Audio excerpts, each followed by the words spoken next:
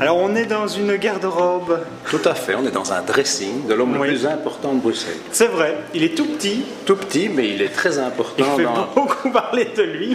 Tout à fait, donc c'est Manneken Pis. Oui. Et donc tu as fait la garde-robe de Manneken Pis. Ben, écoute, moi je suis un catch de Bruxelles depuis longtemps, je suis né, je vis à Bruxelles, et donc c'est un personnage que j'adorais. Oui. Et puis quand la ville de Bruxelles s'est rendue compte qu'elle croulait sous les costumes, puisqu'on offre des costumes à ce personnage, elle a lancé un concours et nous avons gagné ce concours. C'est probablement un de nos plus petits projets, et nous avons créé le dressing de Manneken Pis dans la maison de roi, où nous sommes. C'est ça, très belle maison. Et alors, en fait, on a plein de Manneken Pis, des faux, oui. Mais on a le vrai. Tout à fait. Le vrai est ici, dans une vitrine, puisqu'on essaye quand même qu'on arrête de le voler. Et donc, il y a une copie bien faite qui est à la place. Et tout le monde peut le voir ici. Mais on a surtout tous ses costumes, des tiroirs pour les ranger. Donc, c'est vraiment, c'est sa garde-robe, c'est son dressing. Et il vient se changer toutes les nuits quand tout le monde dort. D'accord. Alors...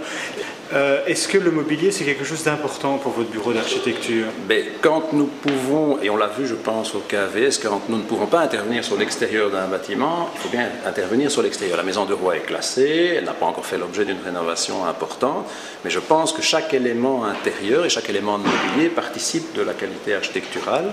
Et je pense que le langage que l'on essaye de tenir, de marier l'architecture contemporaine avec les bâtiments anciens, se retrouve ici. On a un mur derrière moi, qui est un mur mobilier en bois, dans lequel peuvent coulisser des grandes vitrines, et qui permet effectivement de montrer sa garde-robe, son placard, mais de manière un peu festive et de manière comme des vitrines. On est un peu dans un magasin aussi. Oui, oui, c'est vrai, tout à fait. Alors on va quitter la maison du roi, on va aller voir tes bureaux. Tout à fait. Qui se trouvent où? Qui se trouve au projet Sandcourt, c'est juste en face du musée de la bande dessinée, donc c'est en face d'un bâtiment historique d'Horta, à l'arrière de la Banque nationale. C'est un îlot qui appartenait à une imprimerie et qui a été racheté par un promoteur qui a fait avec nous 83 logements et des bureaux que nous avons achetés pour installer le siège d'ABRC Architectes. Bon, on quitte Manneken et on va voir les bureaux. Voilà, on s'est transposé dans tes bureaux. C'est pas où nous sommes vraiment, mais d'ici, on est donc sur le toit qui va sur l'appartement, le penthouse, qui va te permettre d'expliquer un peu le projet global avant de descendre dans tes bureaux. Donc on a 3 bâtiments, tu peux expliquer un peu le projet de départ? C'est un projet qui est en fait une ancienne imprimerie qui a été rachetée par le groupe CFE il y a 6 ans et qui nous a confié le projet d'architecture. Et donc nous avons réalisé un projet de 85 appartements et 2000 m² de bureaux. Et donc on a conservé les structures du bâtiment dans lequel on est. On l'a surélevé pour faire les 2 penthouses qui ne sont pas encore aménagés ici en haut. On a conservé la structure d'un bâtiment qui était relié à celui-ci, qui est en intérieur d'îlot, qu'on a coupé de manière à créer une petite placette. On voit bien la tranche, oui. Pour voir la tranche. On a même conservé la façade de ce bâtiment pour pouvoir conserver la vue vers les voisins et ne pas avoir trop d'ennuis avec les voisins. On a créé 16 appartements dans cet immeuble-là. Et puis on a démoli des structures d'imprimerie qui se trouvaient rue des Sables et on y a reconstruit là un bâtiment urbain, R+7, avec 40 appartements. Et donc au total, on a 85 appartements, à peu près autant de parking, 2000 m² de bureaux. Oui, tout a été construit sur du parking, c'est ça? Oui, donc il y avait une grande structure qui existait, qui était les stockages de papier de l'imprimerie. On les a récupérés comme parking, on a un tout petit peu agrandi. Nous avons un parking pour nos bureaux au rez-de-chaussée de ce bâtiment-ci. Les logements ont un parking commun en dessous de l'ensemble des 3 immeubles. Et puis on a surtout un principe où on entre par l'intérieur de l'îlot, c'est-à-dire que les appartements ne sont pas accessibles par la rue, ils sont tous accessibles par l'espace central, un peu comme on trouve à Paris. C'est assez sympathique parce que notamment le bâtiment central, le bâtiment B, lui ne touche pas les rues et donc on rentre par un portail rue des Sables. Par ce portail, on a accès à la fois au bâtiment qui donne rue des Sables, au bâtiment central et à ce bâtiment-ci pour les lofts qui sont situés en dessous de celui-ci. À l'époque où on a fait ce projet, il n'y avait pas d'autres projets de logement importants autour. Depuis, il y a le projet qui s'est fait sur la rue des Damiers à l'arrière de l'innovation, projet de logement SDRB. Il y a un projet en face qui n'a jamais vu le jour, qui est un projet qui appartient, je pense, à Bauphone. Et il y a la cité administrative qui peut-être un jour fera du logement, on l'espère. Et donc ce projet-ci était important pour effectivement ne pas avoir des objets comme le musée de la bande dessinée isolée dans un quartier de bureaux ou d'hôpitaux. Oui, parce qu'il n'y a absolument aucun logement, il n'y a que des bureaux tout autour. Il y a peu de logements, il y a à côté des logements étudiants qui sont venus quasiment en même temps que celui-ci. Mais c'était très important de mettre du logement, et 85 unités, c'est quand même pas mal, ça fait plus de 200 habitants.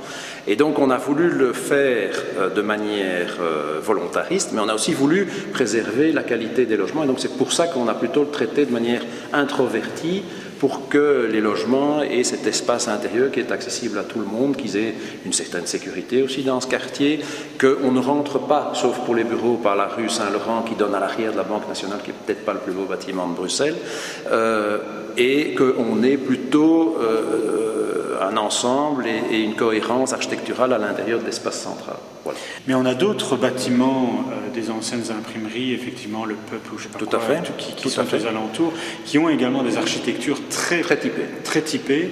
Est-ce que toi, dans la volonté de dessiner ces bâtiments, tu as tenu compte de ces architectures-là, et comment est-ce que tu as pu intégrer l'architecture contemporaine à cette architecture très typée? Mais pour le Peuple, qui est d'ailleurs sur la rue Saint-Laurent, donc sur le bâtiment de bureau, si on regarde bien, le Peuple a une grande fenêtre horizontale et puis une tourelle. Bon, la tourelle, on ne l'a pas reproduite, mais la grande fenêtre horizontale, nous avons mis le grand mur rideau de nos bureaux, qui est très atypique par rapport aux fenêtres des étages supérieurs où il y a du logement, de manière à ce qu'on voit que c'est effectivement un bâtiment avec plusieurs fonctions, donc c'est un vrai bâtiment mixte ici.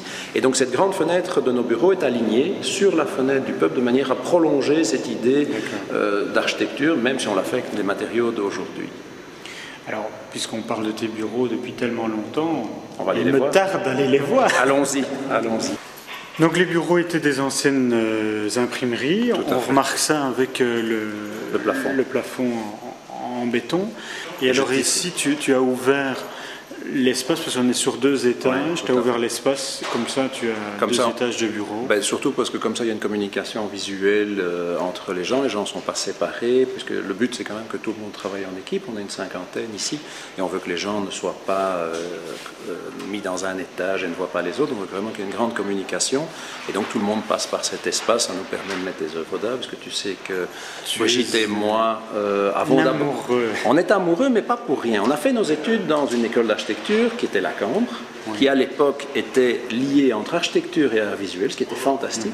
On passait autant de temps dans les ateliers des artistes que dans l'atelier d'architecture, et donc on est resté très lié aux artistes, à l'art contemporain. D'ailleurs, on essaye dans tous les projets publics au moins de faire intervenir un artiste. On en a parlé pour le KVS Wim Delvoye, on l'a fait au Parlement de la Communauté française, on l'a fait à la Monnaie il y a très longtemps avec Yann Hout, il y a plus de 25 ans, et on va encore le refaire à Liège avec Franz West.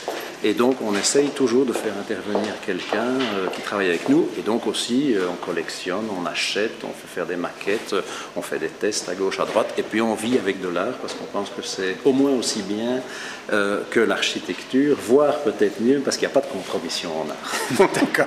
Alors tu disais Brigitte et toi avez fait tout ça. Brigitte qui est donc ton épouse et ton mon associé. C'est ma seule associée actuellement.